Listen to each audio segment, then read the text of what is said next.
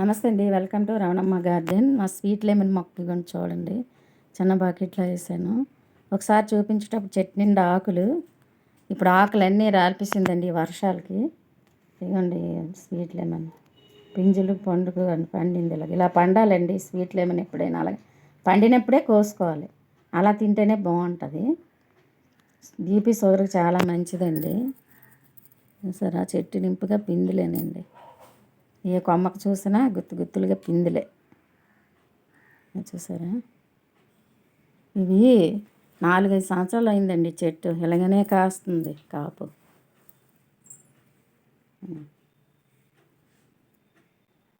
చుట్టూ ఉండండి పిందులు. ఇవ్వండి, ఇవన్నీ ఇవ్వండి ఎలా కాసిందో చూడండి. లైక్ చేయండి, షేర్ చేయండి, సబ్స్క్రైబ్ చేయండి. బాయ్ అండి.